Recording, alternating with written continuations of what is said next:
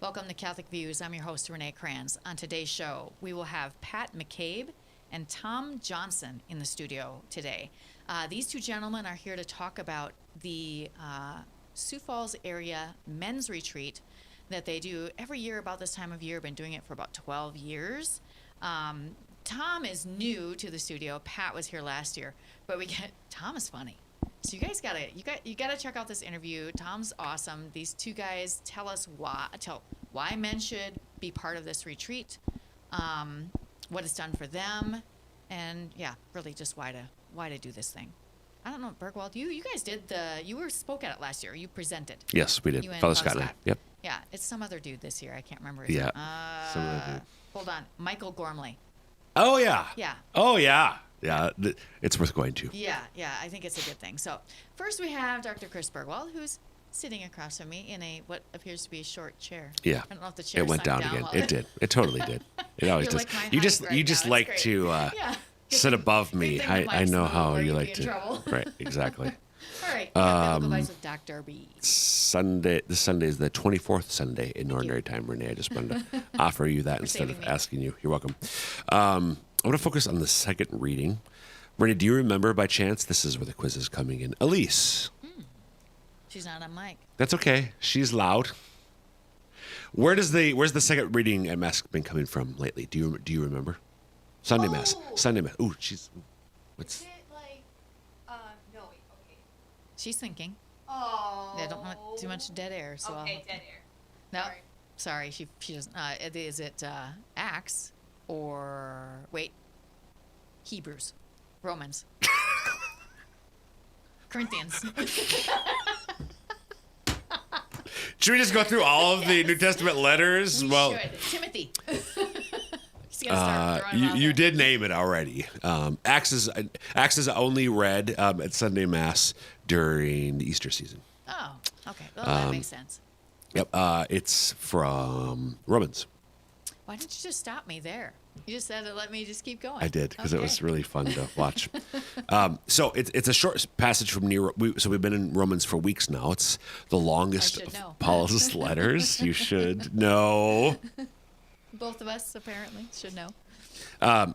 It's the longest of Paul's letters. We've been going through for several weeks now, a few months, maybe even, and we're getting near the end. So the reading for this Sunday is from chapter 14 of the 15 in the letter, verses 7 through 9. So I'm just going to read it because it's short. Okay.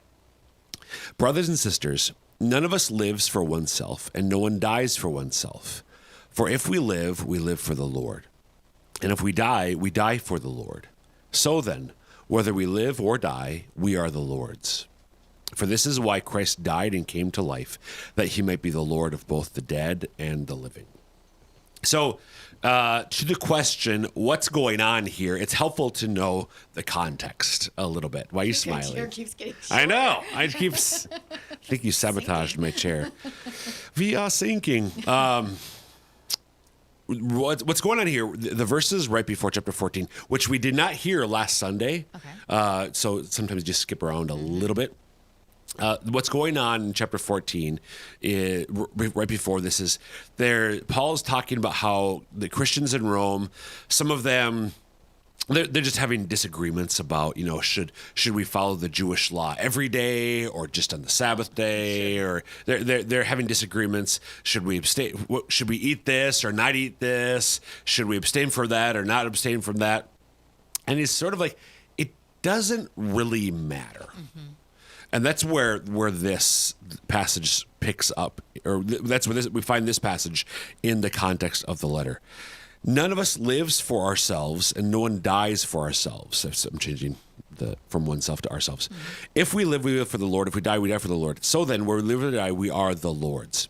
So the point that it's twofold here. I'm going to focus on the second. Whether we live or die, we are the Lord's. My life, like it or not, is not my own. Right. To do with as I please. My life has from the moment of my baptism, I didn't choose this. My life was given to Jesus Christ. Now I can reject that, Right. Mm-hmm. but I was marked as as a little brother. I became a little brother of Jesus Christ when I was 2 weeks old. Almost 50 years ago. Almost 50 years ago. 2 weeks old. I am the Lord's. And therefore, my life is not my own to do with as I please. So it's the Lord's first, and then we live for the Lord. If we die for the Lord. But before that, none of us lives for oneself. None of us dies for oneself. It's not about me. It's about Him, and it's about you in that order. Right. So don't worry about all these little theological disputes that you're having to. Not that theological disputes are always unimportant, but these ones were not. The important thing is to love the Lord and one another because we belong to Him, and that's what He calls us to do. Thanks a lot, Dr. B. That was good stuff.